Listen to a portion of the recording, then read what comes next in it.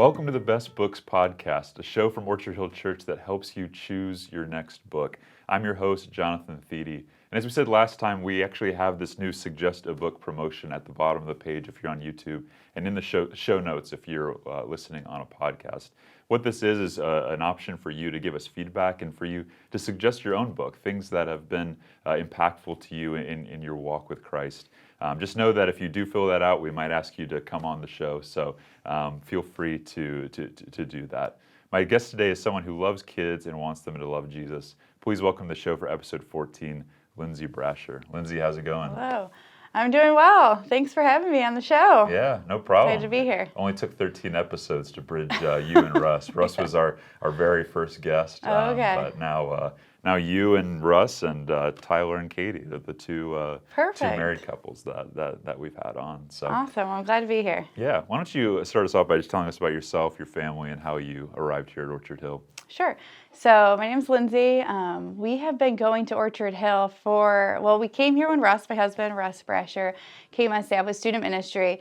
And we came on, it's been 9 years, which time has flown by. We have 4 children of our own. So we have a 13-year-old, 11-year-old, 9-year-old, and 6-year-old. When we moved here, we just had 3. We had Avery, our youngest, here in Pittsburgh. But we came. Russ was the director. My husband was the director of student ministry, which is why we started coming to the church. And I was involved in student ministry at the church alongside him.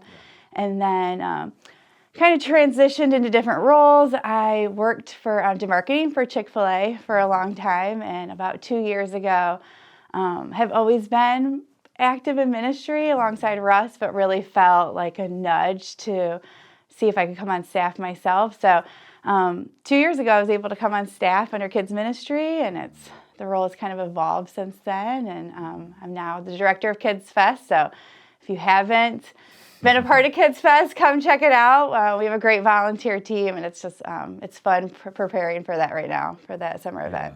Yeah, totally. Well, tell us how have things changed sort of in the past 2 years? Because like you said, I liked how you framed it. You guys have been in ministry for the whole time together, but yeah. I'm sure things change a little bit when you're both sort of working together, seeing each other during the day. Yeah, so when Russ and I got married, so we've been married 15 years. When we got married, we were in a ministry called Young Life. And so we were both on staff with Young Life. So being on staff together in ministry and partnering in that way is not new for us. It's been our whole marriage. But we were with Young Life, and then I did end up working with Chick-fil-A, like I said. And so coming back, we're both here on staff at the church. For us, actually, it's helps because we were so involved here anyways, and I was involved here as a volunteer. It actually kind of helps with the rhythm of our family that we're both able to serve here and be working together here. I mean, and we're different. He's more with adult ministry and with leadership, and I'm with kids ministry and events. So different fields, but it's exciting that we as a marriage get to have the same types of passions and get to, pursue those together. So it actually felt crazier when I was working at Chick-fil-A and being a part of the church, because I was kind of going both ways. But so it's a real blessing that we can both be just kind of focused on the ministry here at Orchard Hill. Yeah, it sounds like it's simplified a lot of things, which makes a lot of sense. It does. So. Why don't you tell us something you enjoy specifically about your role in kids ministry? Okay, so I just love getting to know the kids, getting to know the families. It's fun. This weekend I get to teach, and it's been just a real passion of mine to teach God's Word to kids and teenagers. So it's just fun being able to connect. And now I have kids that age, my own kids that age. So it's just fun getting to learn how learn how to connect with them and learn how to bring God's Word to their level. And also just to be able to see just the God at work moments, and of just where they have those, like they just say the most astounding things, and they really can grasp it at such a young age. And it's also just a lot of fun. I mean, it's a lot of fun just being with the kids and just kind of remembering what it's like to be a kid yourself. So, yeah, totally. So it's fun, but it's really just the families, getting to know their parents, and just helping everybody get involved more at church. And yeah, totally. I imagine with 4 kids of your own, there's not much downtime, but I want you to think about, in a situation where Russ is like, hey, I'm going to take the kids tonight. You can do whatever you want. What would be something you enjoy doing in your downtime? Probably go. I mean, as much as it is to be nice, or it's nice to be home without everybody, I probably would choose to actually go out with friends, like have go out to dinner with my girlfriends, or maybe run errands by myself too. Although I get to do that more often than when I had all 4 kids at home. So it is fun shopping by yourself, but I would say I do like when I get to go out with my girlfriends. Or would you say you're more extroverted, introverted? I'm probably definitely more extroverted. Yeah, I do like to be around people. And it's nice being at home for the, watch a movie by yourself or read a book by yourself, but I quickly want to be around people. So yeah, totally. I think I've been realizing that about myself lately. I was actually just telling my wife, just sometimes if there's a night alone and I'll stay at home all night, watch a movie, like I just don't feel filled, and my wife's the exact opposite. She would feel extremely filled by that. But yes. But yeah. Russ used to try to care for me by saying, "Oh, I'm going to take the kids. We're going to go out for the day. You can have the day by yourself." And I'd end up texting him like, "What are you guys doing? I want you coming home." It's like more stress. Yeah. It's nice. It's probably better if you have something you need to work on rather than for relaxation. It's not so much for me. Yeah. So Totally. Yeah. Well, one sort of wild card icebreaker question. Okay. So you said you worked at Chick-fil-A. So what's your go-to order? What's your maybe favorite thing to get there? Go-to order for dinner, and then maybe favorite dessert. Okay. So favorite desserts. My go-to for dinner, I usually get like the grilled chicken sandwich, club. I do really like the salads too. You really can't go wrong. When I worked there and I would eat there most days, it was nice to switch things up. So I did get to try most of the things on the menu. But now when I'm buying it with my own money, because I got a lot of free Chick-fil-A for a long time, I do usually get like the grilled chicken sandwich with bacon. Okay. Nice. That's probably, and then desserts, to be honest with you, I don't really... You can get a kid-size ice cream, which is only like a little over $1, and you can put Oreo topping on it, and it's just like the perfect little treat. Yeah. If you want something small. That's awesome. I used to, one of my roommates a couple of years ago, he was a manager at Chick-fil-A, and he was really big on, he said that Chick-fil-A culturally was big on calling it an ice dream cone. It is ice dream. Like one of your sort of employees call it ice cream, you like have to sort of correct them. And so is there anything like that from your time, at Chick-fil-A that you still sort of is just wedged in your brain, you can't get it out? Well, the other day I was talking on the phone, I'm in a cubicle in the office, and I was on the phone, and at the end I said, "Oh, it's my pleasure, you have a nice day," and they were making fun of me laughing. I do say, I think I still say my pleasure when I'm talking to people in like a professional way. Yeah. So totally. I don't know if that will ever leave me. Yeah. Well, I hope that as someone's listening to this podcast on a podcast platform, they're in the Chick-fil-A drive-thru, and hopefully we can get, if you are, let us know. Comment on YouTube or... Yeah, what's your favorite Chick-fil-A meal? Yeah, there you go. That's how we get the content, the comments. So today, Lindsay and I will be discussing the book Habits of the Household. Lindsay has it right here, by Justin Whitmel Earley. And this book is all about instilling rhythms or habits in your household that will help children see the most important aspects of what we believe. And so, Lindsay, what's been your journey with this topic of biblical parenthood? Biblical parenthood. To be honest with you, I have not read a whole lot of parenting books. I think now, I've read parenting blogs. There's like people I follow on Instagram or different things for parenting. And I've read different parenting books, especially when the kids were babies and you're a new parent, because it does kind of give you something to start off on, like a good foundation. But I think for me, it's really just been key my own personal walk with Christ, and I think being a part of the church community has just been so impactful. Especially I didn't grow up in a Christian home, and so being a part of the church community and just being in fellowship with my friends who are going through the same journey from me, but also just having friendships with people who have already like gone through this stage of parenting has been super impactful. Just to kind of gain little nuggets of wisdom from them, or even just somebody to journey alongside you. Because parenting is tough, and then parenting well is tougher. Nice. So get that on a t-shirt. Yes. So I'm thankful for resources, but really I'm just thankful. I mean, I couldn't imagine parenting without just my own foundation of faith and the hope that Christ provides me, and then the church community has been really impactful. Totally. I don't have children myself, but I have seen funny videos on Instagram, and it's pretty normal to go in the comments, and there's some people who are, say a dad is sort of lifting his kid up, and the top comment is something like, man, I can't believe you're not supporting the neck, and that kind of thing. And then there's other comments who are like, hey, chill out. And my point is that, from my perspective, it seems like there's just so many voices telling you sort of what it means to be a good parent. And that's just for babies, right? I mean, when you get to school age, like how you school them, how you discipline, like there's so many things. And I think that, from my perspective, it seems it results in a lot of sort of parental guilt. Lindsay, would you agree with this? And if so, how do parents know what voices to listen to? How do you navigate that? Yes, I mean, for anything that you want to find out or affirm or give you direction, you're going to find it.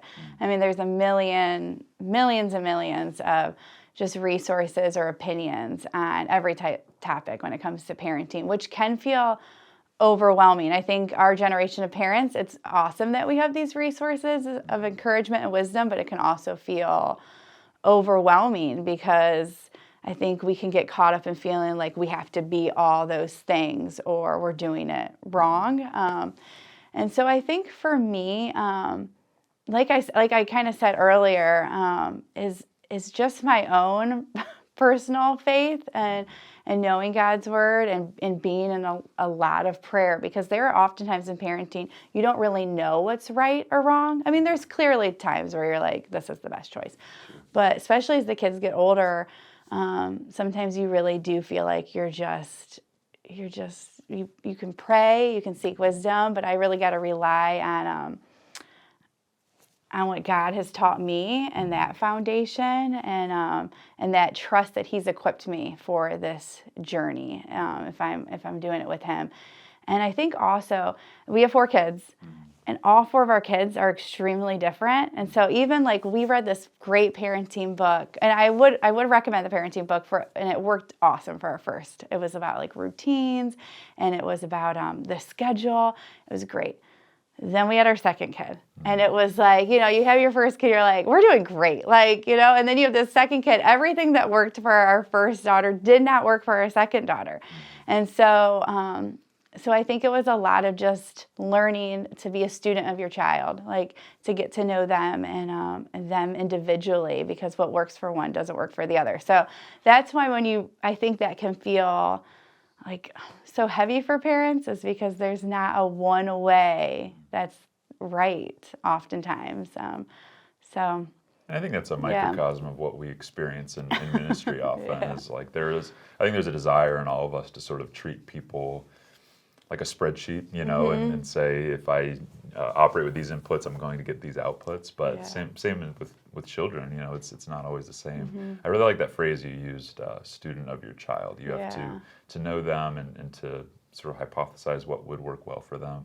I think from my perspective, we can even get to the point where we have voices in the back of our head, and the people whose voices they aren't trying to be that. And what I mean by that is, like, say you have a mentor from when you were in college and they were really outspoken about the way they parented their kids, and say that's not working for your kids, so you do something different. It's easy to feel guilty even when the person, it's just a voice in your head. And I think the enemy uses good things and sort of distorts them a little bit.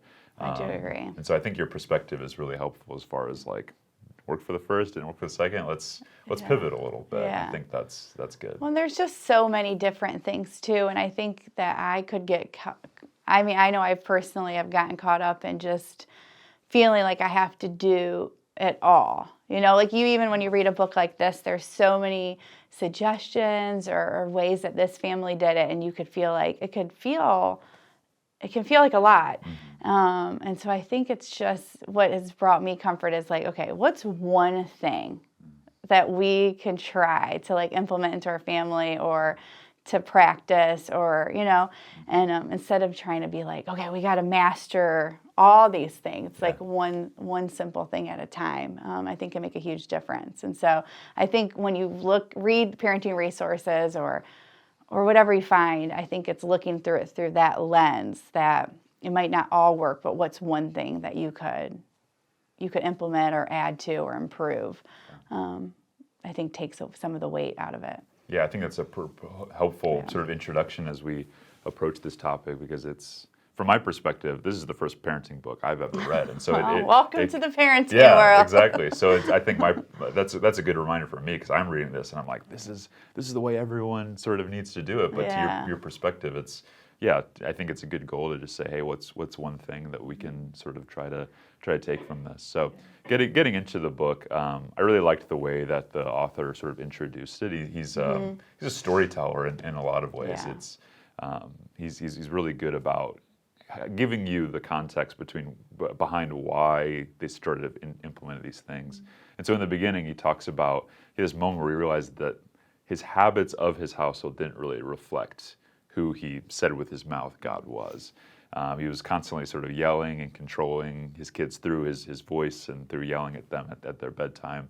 And he got to this point where he's like, this is our normal, and he desired to establish a new normal, seeing that what kids see as normal is important. Yeah. And so he goes through 10 important aspects, 10 chapters, important aspects of child rearing: waking, mealtime, discipline, screen time, family devotions, marriage, work, play, conversation, and bedtime. And something I loved, I don't know if you agree with this, but I really loved the author's style. I felt like he was very just sort of inviting, warm, humble. I thought he did a really good job of, there were a lot of chapters where I actually got goosebumps. I was thinking about, he has a way, some of his stories with his kids stick in your mind. Like the one that I'm thinking of is, he has a story where they're talking about reconciling with your kid when they do something wrong.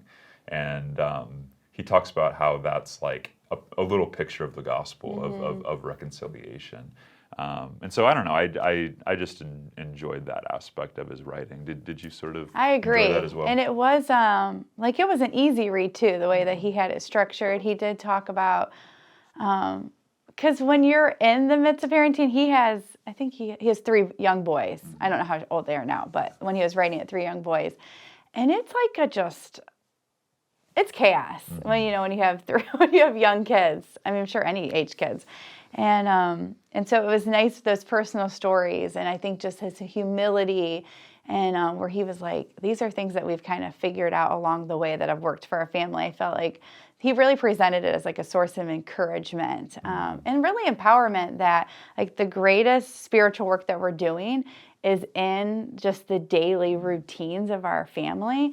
And I think a lot of times, we can feel like it's like, what are they getting involved in? Like, or the church trips, or the Sunday mornings, or the Bible studies at home, and the family devotionals. And while all those things are great, like, I just love to just emphasis on like the daily normal life routines that we're all already doing. How can we take those routines and have that be a reflection of God, or point our kids to God, or even grow ourselves as parents? And so, so I thought he came. It was an enjoyable read because of his posture with that. Yeah, I think to your point, I think we have this habit of in all areas of life of dividing things into sort of spiritual and secular, and we think those 10 topics I read, all seem to fall under the secular. Maybe the family devotions would be the one spiritual aspect. But yeah, I think that he does a really good job of sort of saying, no, it's all spiritual in a way, and it really is what you make of it. It's your habits are really opportunities and to instill the Bible into your children. Yeah. Did any of the chapters, any of the routines particularly stick out to you? Yeah, I thought I highlighted a couple of well, I did highlight a lot. There was a lot of good, just like little nuggets that I felt like were good. And he wrote, our daily habits are not just actions that form our family's routine, but they're forming our family's hearts. And I just felt like just that general theme was good. But one of the topics that did stick out to me was the discipline chapter, which is like, I'm sure for every family, discipline is tough, and your kids act out. But I just want to read a couple of things that he wrote that I felt like I walked away with, encouraged by. He says, God's response to our misbehavior is to love us back into relationship with him, no matter the cost to him. You do not need a degree in linguistics to see the root connection between discipline and discipleship. God's discipline is the process that creates God's disciples. If we love our children, then we will find ourselves faced over and over again with the task of discipling our children through discipline, not as a means of controlling their behavior for our convenience, but rather as a means of stewarding their heart towards loving God. And he later says, the best consequences are the things that push us back towards loving God and each other, because that's where discipline as discipleship is trying to go.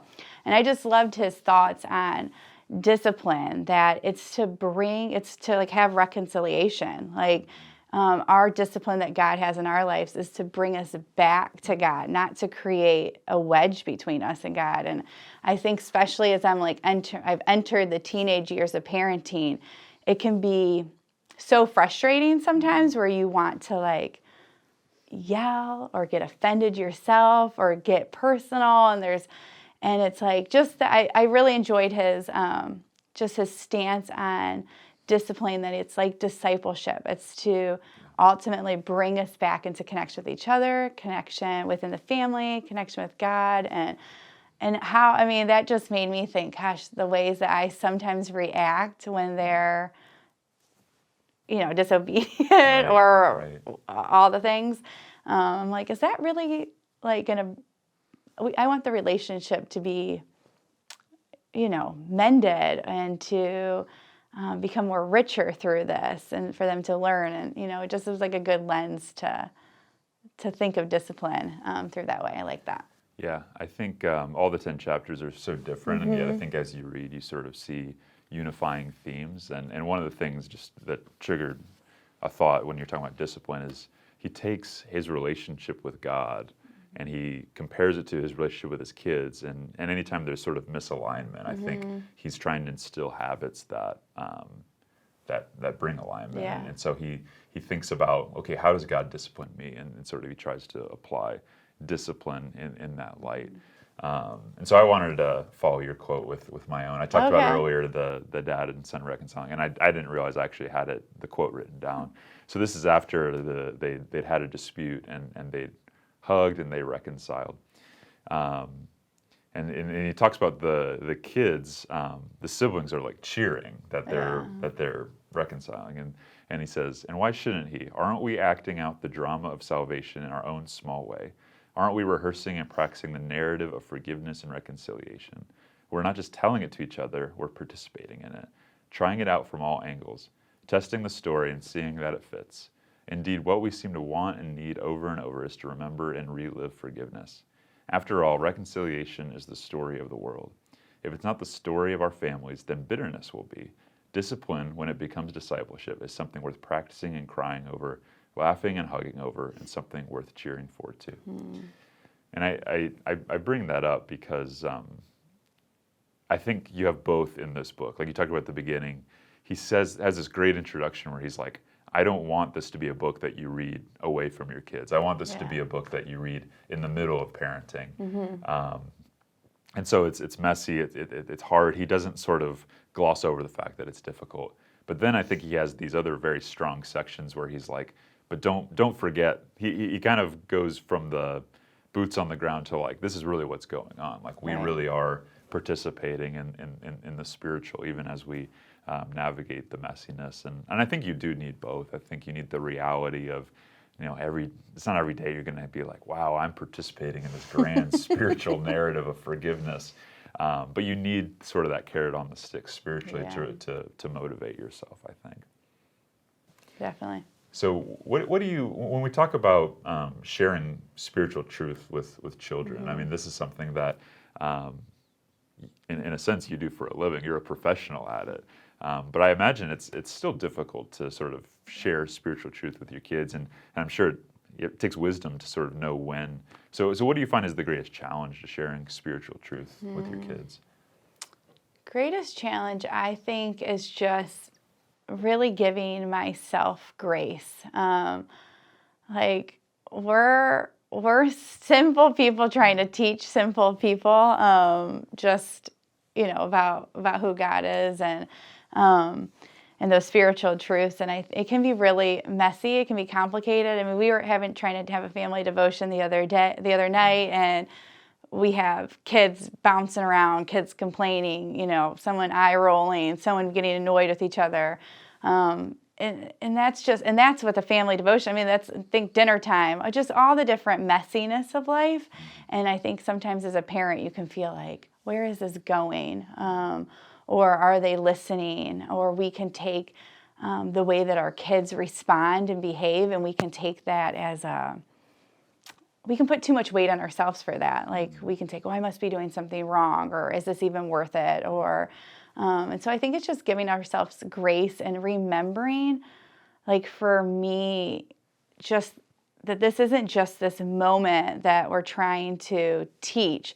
Like this is a lifelong journey that they're on. And this is just one little nugget, like one little pebble, one little day, one moment. And I think, and ultimately that God is at work. Like, he's entrusted me with these kids, or in this role in ministry. Like, I have the privilege of being able to share God's word with people, but he's doing far greater work than I am. And so I think it's a lot of just being able to like humbly say, humbly know that like we're gonna mess up, and it's gonna be messy, and it's gonna be complicated and really hard sometimes, and to have grace with ourselves as parents, but to also just trust that like God is way ahead of it and way bigger than that, and cares much more for our kids and the kids of this church than I do. And so I can only do what has what's really pouring out of me for my own walk with Christ. And I think that was like one of the themes that he wrote throughout the book, is that it doesn't matter what we teach if we're not modeling it ourselves. And I think a lot of times we put a lot of weight on ourselves as parents, or these are the things we have to do, and we have to know it all, and we have to do it right. But if we're not getting poured into by God and by Christ, and if we're not disciples ourselves, like there's no way that we're going to be able to disciple our kids. And I think just learning that in student ministry, learning that with our own parenting, kids remember so much more of what they experience and what they see and what they hear, way more than what I'm teaching them or what I'm saying. So if what I'm saying and what I'm teaching is not modeled and what they see and hear and feel in our home or in this church, then it's not going to stick. And so, and they're really, if anything, going to be resentful of it. And so I think it's so much, my responsibility is more how I'm growing.